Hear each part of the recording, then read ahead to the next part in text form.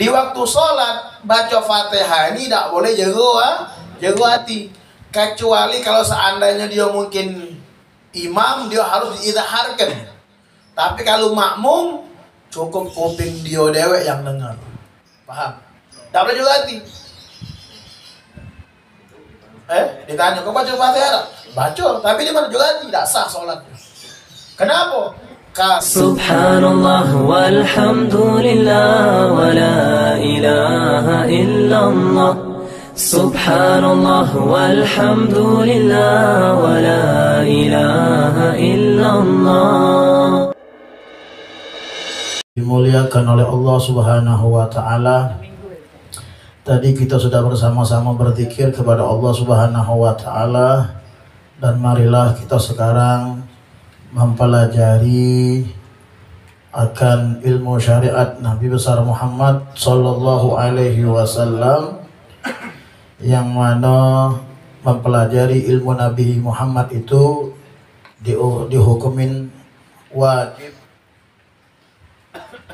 selayaknya kita melakukan sholat lima waktu. Nah, di sini kita sedikit membahas ilmu fikih, permintaan daripada teman-teman kita. Mudah-mudahan yang sudah paham, yang sudah mengerti, makin paham dan makin mengerti insyaallah. Kita membahas mengenai sholat. Kita membahas mengenai masalah sholat. Kita mungkin di saat sholat ada yang tahu kau Ji dia tuh nih, betul Ustaz, sholat Ji, betul. Betul. Ustaz sini, sholat di sini. Itu sih, Ustaz sholat di sini. Total Ustaz sholat di sini. Betul, guys. Betul. Nah, kita di waktu kita sholat, kira-kira kita tahu tak sholat itu betul apa belum betul? Sholat kita sempurna apa belum sempurna? Nah, maka ulama mengatakan kalau seandainya ibadah tidak didasari dengan ilmu, maka ibadahnya kita ditolak oleh Allah Subhanahu wa ta'ala. Makanya kita harus mengetahui daripada hukum-hukum sholat. Jadi di sini kayak ada furudus sholat, ada rukun sholat, ada furudus sholat. Nah, ini yang pertama, faslun arkanus sholat sab'atu asyar. Ada rukun sholat. Rukun sholat itu ada 17.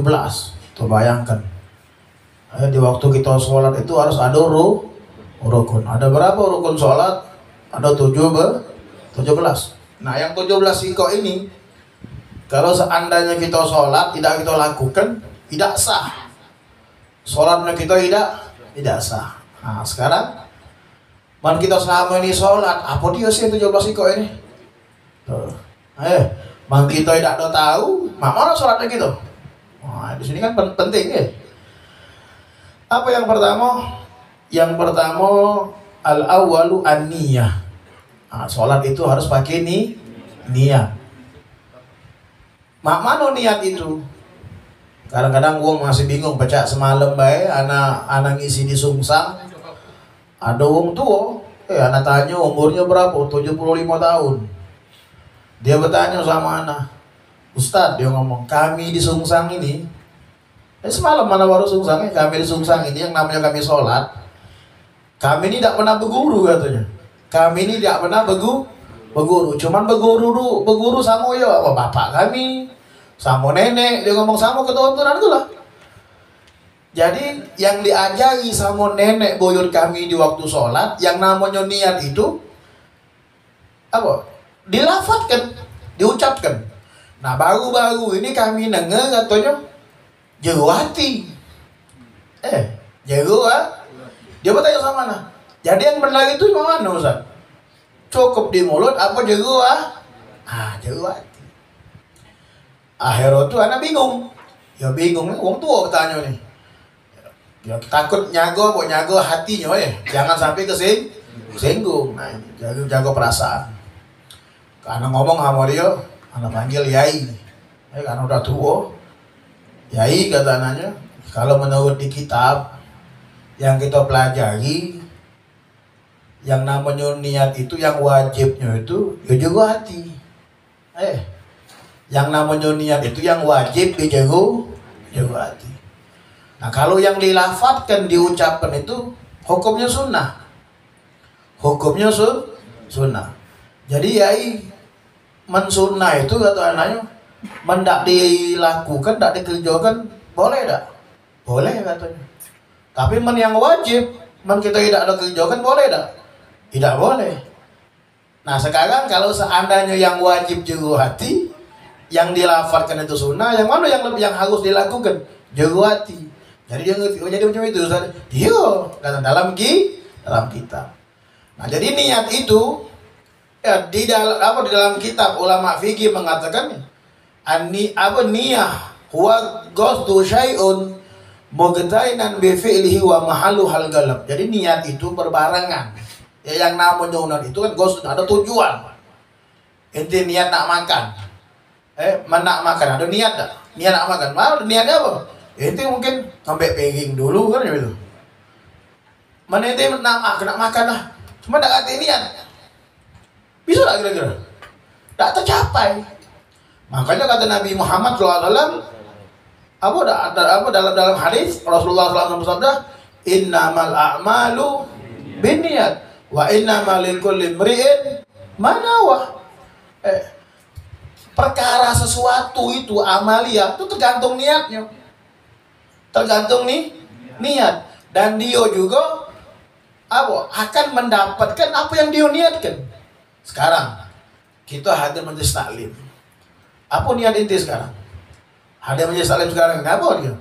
Kalau seandainya niat kita, ya Allah, niat kita di sini apa? Mungkin mencari ridho Allah. Ridho Allah yang kita dapatkan. Mencari ampunan dari Allah, ampunan Allah. Tapi kalau seandainya inti mungkin dari rumah niatnya, pengen nak majlis pengen nak makan, misal contoh, dapatnya cuma makan itulah. Pengen nak ngopi, dapatnya kopi itulah.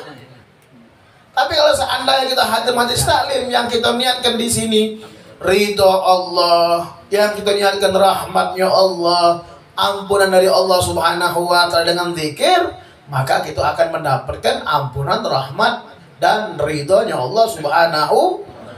Makanya Nabi Muhammad dari lama dulu mewanti-wanti jangan salah niat. Kalau niatnya bagus, maka dia akan mendapatkan hal yang bagus. Tapi kalau seandainya niatnya tidak bagus. Itu paham ya? Jadi niat tadi ya? Tujuan sesuatu yang berbarengan.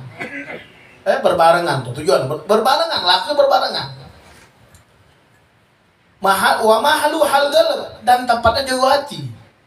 Makanya kata ulama di waktu kita nak sholat tuh macam ini. Sholat nih, niat dari mana? Niatnya waktu sholat di waktu takbir tuh berbarengan. Allah, di situ niat. Pahami. Di situ niat. Kalau seandainya dia udah ada pakai niat, berarti dia sudah meninggalkan yang rukun. Tidak sah. Kalau seandainya dia ada hati, berarti dia meninggalkan yang syarat sholatnya. Sedangkan itu rukun. Pecah tadi ke Azhari tadi kan, cerita di sini daripada datang. Sama Hari duduk sama Kak Om Emil duduk.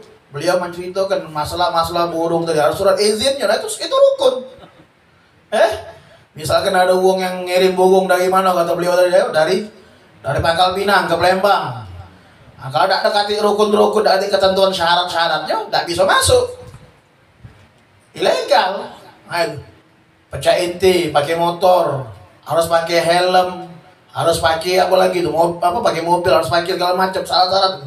Harus ada SIM, itu ketentuan yang wajib, yang harus dipenuhi. Nah, di waktu kita sholat juga niat ini yang harus kita lakukan, kita penuhi. Nah, makanya niat ini penting. Jadi niat itu di mana? Jago hati. Kalau seandainya lafaz itu cuma sunnah, sunnah dapat pahala. Usalli fardha maghribi thalatha raka'atin mustaqbilal qiblatin adaan ma'muman lillahi ta'ala. Lafaz itu hukumnya sunnah. Tidak dilakukan, tidak apa-apa, tapi sayang. Jangan ditinggalkan. Jangan ditinggal. Lain kalau seandainya dalam keadaan darurat. Dalam keadaan darurat. Misalkan nanti datang nih. Nanti misal datang, ini imam. Imam sudah waladhdallin amin, sudah baca surah. Bismillahirrahmanirrahim. Qul huwallahu ahad, Allahu samad, lam yalid wa lam yulad wa lam yakul lahu kufuwan. Itu soal datang. Sholli fardu. Imam rukuk langsung, belum selesai ini. Imam rukuk tegak lagi, belum selesai nyari inti. Gitu. Jadi dia dalam keadaan darurat. Jadi apa? Tinggalkan yang sunnah, langsung juga tiba. Allahu Akbar, langsung rukuk. Jangan lupa tadi itu Fatihahnya sedapatnya. Itu. Paham enggak? Itu dalam keadaan darurat. Tapi kalau seandainya dalam keadaan darurat, misalkan komat dulu di situ, jangan tinggalkan. Sunnah itu kan robih. Kita mendapat keuntungan tuh dari hal yang sunnah. Kage di yaumul qiyamah, kage derajat yang paling tinggi itu wong yang melakukan sunnah Nabi Muhammad. Jadi intinya niat itu dijaga hati. Kalau sholat tidak niat jaga hati, tidak sah. Paham? Satu. Lalu yang kedua, atsani takbiratul ihram. Takbiratul Allahu Akbar. Harus takbiratul ihram, misalkan.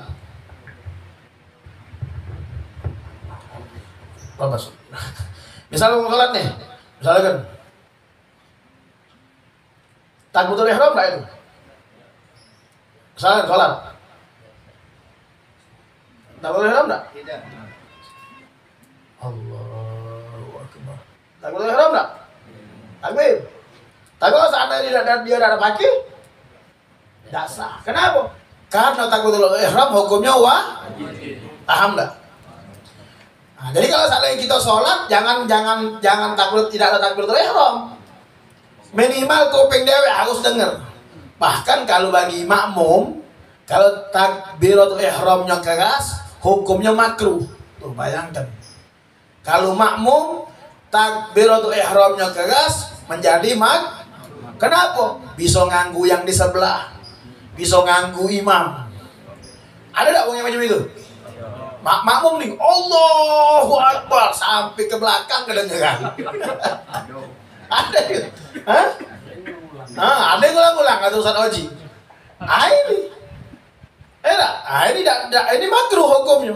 Bisa batal sholatnya bahkan. Ya kan Allah nganggu wong berdosa. Jadi kalau makmum itu cukup, dia udah yang denger. Tapi niatnya tadi tetap di hati. Nah kalau imam sunnah, dikeraskan takbir.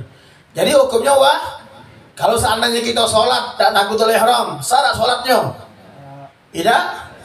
Paham? Yang kedua, ats-tsalitsu qiyamu 'alal ghadir fil fardhi. Ini. Yang ketiga, sholat itu hukumnya wajib tegak. Hukumnya wajib bagi yang mampu. Wajib tegak bagi yang misalkan wong harus sholat duduk. Ngapain ke sholat duduk? Aku tidak baca sholat tegak. Tapi giliran dia ke mall mampu berjam-jam. Logika lah itu. Masuk logika. Banyak yang gitu. Banyak. Giliran sholat dia duduk. Tapi giliran dia keliling di mall dia baca. Giliran pagi-pagi dia senam baca. Tapi giliran sholat ada yang macam itu. Kenapa? Karena tidak ngerti. Dan ndak ngerti juga dinjuk tahu galak mantah itu wong Palembang. Itu wong Palembang kebanyakan minum cuka. Jadi yang namanya sholat itu wajib tegak. Lain kalau seandainya dia tak kuat Ustaz, kenapa kaki aku no setruk, tak mampu, boleh duduk. Kenapa kau duduk sholatnya? Satu, apa kakinya kenapa? Apa asam urat? Tak mampu tegak, boleh. Tapi kalau seandainya dia tidak ada kenapa kakinya sholatnya duduk, sadar. Tidak sah. Tapi kalau sholat sunnah boleh. Kalau sholat sunnah walaupun dia mampu tegak, sholatnya duduk, paham? Paham tak? Kalau ada orang yang mampu tegak, sholat wajib nih, dia duduk, sadar sholatnya. Tapi kalau sholat sunnah, sadar. Sah. Tapi afdolnya tetap tegak. Paham? Ya, yang keberapa itu? Nah, kira-kira yang ketiga ini ada pertanyaan enggak? Ah, tanya betul.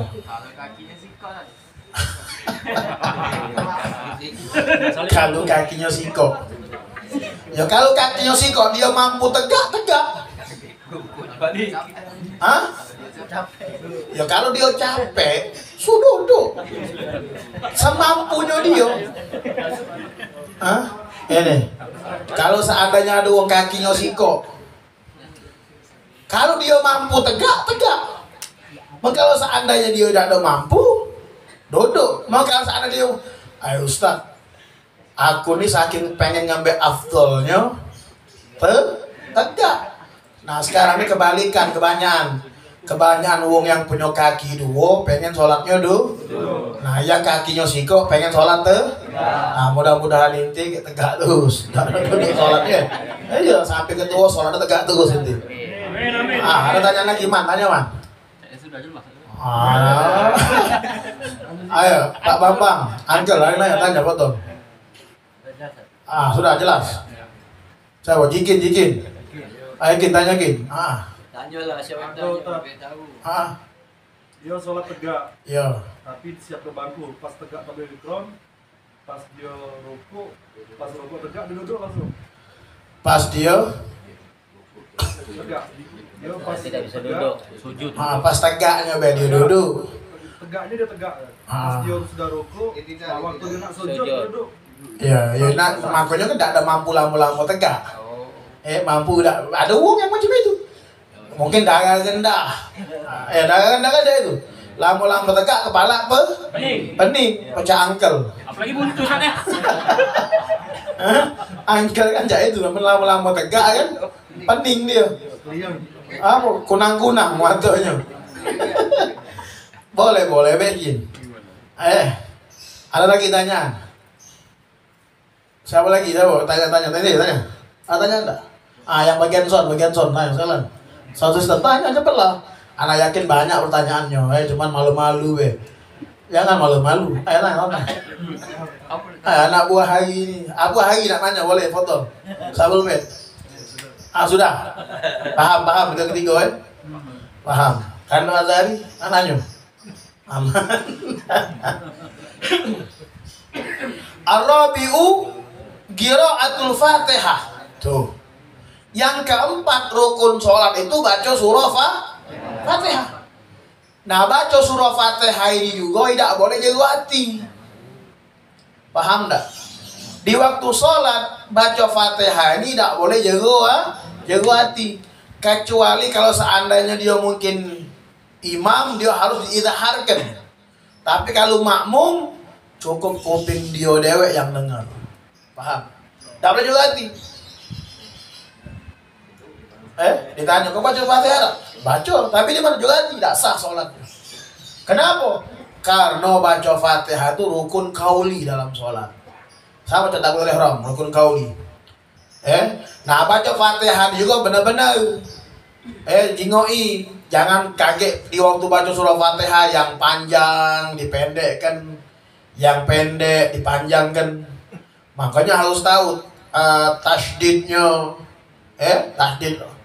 Harus tahu gitu. Kita Fatihah itu ada berapa ayat? Ayo, Fatihah ada berapa ayat? Ada tuh 7. Itu huruf-hurufnya huruf ro. Wong Palembang ini kan kadang-kadang sago. Nah, bedagon. Cuman harus belajar ro. Belajar ro. Kalau di Jawa ndak baca nyebut ain, ngain. Ain, ngain. Nah, itu harus belajar. Jadi emang harus fasih. Kalau seandainya dia mungkin tidak ada bisa lagi, udah belajar atau tidak bisa, ya tidak apa-apa. Tapi kalau untuk jadi imam, nah ini dipermasalahkan. Kalau untuk jadi imam, kaget. Cari dulu yang lebih fasih. Paham? Jadi apa? Qiraatul 4. Paham enggak? Nah, kalau seandainya mungkin setelah Fatihahnya membaca surah, setelah Fatihah itu hukumnya sunnah. Al-khamisu ar-ruku. Yang kelima ruku. Asadisu, yang keenam at-tuma'ninah. At-tuma'ninah fi anak apa? Anak singkat be. Asabi wal i'tidal al-thamin at-tuma'ninah fi التاسع السجود مرة العاشر طمأنينة فيه 11 الجلوس بين السجدتين 12 الطمأنينة فيه 13 التشهد الأخير 14 القعود في الخامس عشر الصلاة على النبي صلى الله عليه وسلم 11 السلام 17 الترتيب. Jadi anak ringkas macam ini. Biar tidak ada kamu, biar tidak ada kebingungan. Yang namanya sholat itu, yang pertama ada rukun qalbi, ada rukun qauli, ada rukun fi'li. Ingat nih. Pertama rukun qalbi. Rukun qalbi itu niat tadi. Sikok itulah. Nah, sekarang rukun qauli. Rukun qauli yang pertama takbiratul ihram. Harus. Rukun qauli itu harus minimal kuping dia yang dengar. Harus kuping dia yang dengar. Jangan juga hati. Rukun qauli takbiratul ihram. Terus Al-Fatihah, surah Fatihah. Terus tahiyat. Tahiyat. Terus kemudian sholawat. Kemudian sholawat. Kemudian salam. Ulangi lagi, apa tadi? Yang pertama rukun qauli. Niat rukun qalbi. Takbiratul ihram, terus Fatihah, terus tahiyat, terus sholawat, terus tahiyatnya tahiyat yang akhir. Tahiyat yang akhir. Dalam artian tidak boleh baca juga hati. Harus minum kopi. Tahiyatul mubarakatus sholawatu. Dengar kopi ngedewe. Tidak boleh juga hati. Tidak boleh. Paham? Kalau seandainya yang 5 ikut tadi tidak dilakukannya, dia salamnya juga hati, tidak sah. Baca Fatihahnya juga hati, tidak sah. Paham tak? Paham ya? Nah, sekarang rukun fi'li. Rukun fi'li. Ruku. Tuh rukun fi'li. Ruku. I'tidal. Ingat nih, i'tidal. Lalu kemudian sujud. Duduk di antara dua sujud. Duduk tahiyat akhir. Duduk tahiyat akhir. Tasyahud gu'ud. Rawabil asyad gu'ud, duduk fihi apa tahiyat akhir nih. Lalu kemudian sudah itulah. Paham enggak? Sekarang nih. Inti sholat sekarang ruku. Nah, ruku di sini ini ada kadarnya. Paham? Ruku di sini ada kadar. Karena bacaan ruku itu apa bacaan ruku? Subhana rabbiyal. Itu hukumnya sunnah. Kalau dibaca bagus. Menkira tidak dibaca kurang bagus. Paham? Dibaca bagus, tidak dibaca kurang tapi sholatnya sah. Tapi kadar rukunya dia tidak cukup, tidak sah. Makanya adalah Tumak nina. Tahu tumak nina? Tumak nina itu gak mau jual Palembang.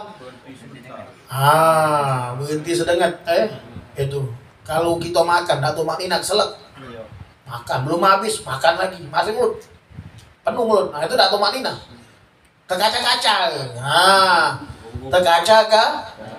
Jadi lamo kadar tumaknya itu subhanallah. Itu rukuk nih. Tidak bacaan, tapi lamo kadarnya subhanallah. Tapi kalau seandainya di rukuk belum sampai ke subhanallah sudah iktidal, tidak sah. Iktidal juga begitu.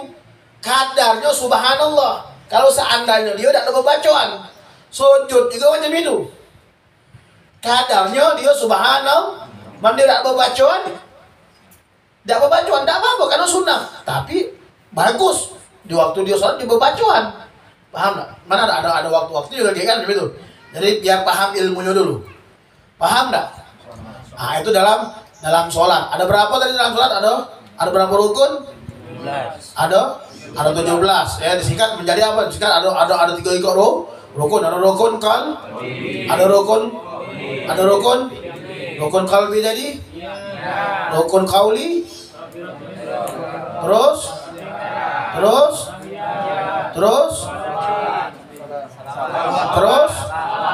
rukun fi'li.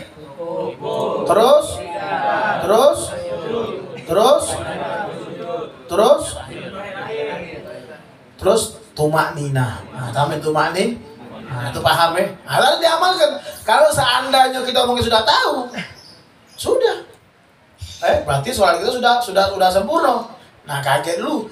Nah, jengok dulu kaget masalah wudunya. Nah, jadi wudu ini dengan sholat ada kaitan. Wudu dengan sholat ada kaitan. Mandi wajib juga ada kaitannya. Makanya kalau seandainya kita sadar sholatnya kita, kalau sudah memenuhi tadi itu udah tahu ilmunya, udah tahu apa ilmunya sudah segala macam udah kita ini kan galau. Nah, tinggal kita masalah khusyuknya penting. Itu masalah khusyuk. Maka kadang khusyuknya juga terganggu apa kalau seandainya kita tidak ada khusyuk sholatnya bisa mengurangi pahalanya kita.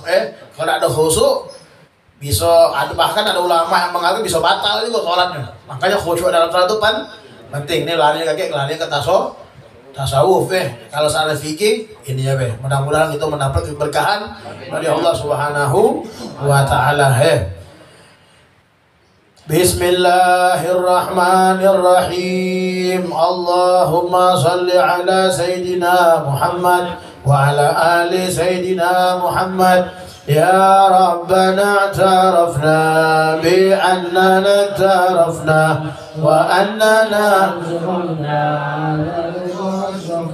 fatub alayna tawba taghsil kulli hawba واستر لنا العورات وآمن الروعات واغفر لوالدينا ربي ومولودينا والأهل والإخوان وسائر الخلان وكل ذي محبة أو جيرة أو صحبة والمسلمين أجمع آمين ربي عسما فضلا وجودا منا لا باكتساب منا بالمصطفى الرسول نحظى بكل صلح صلى وسلم ربي عليه حد الحب وآله وصحبه عدد دس صحبه والحمد لله صلاة الله سلام الله على طه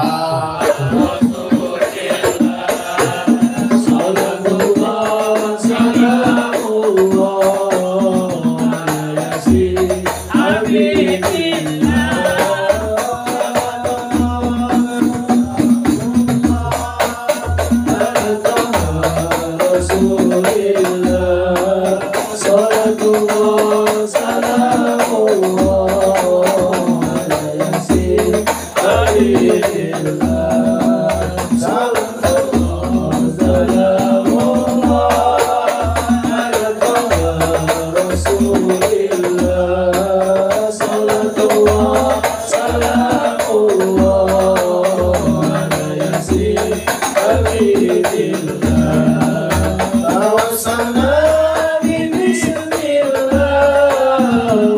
هدي رسول الله توسلنا ببسم الله سبحان الله والحمد لله ولا إله إلا الله سبحان الله والحمد لله ولا إله إلا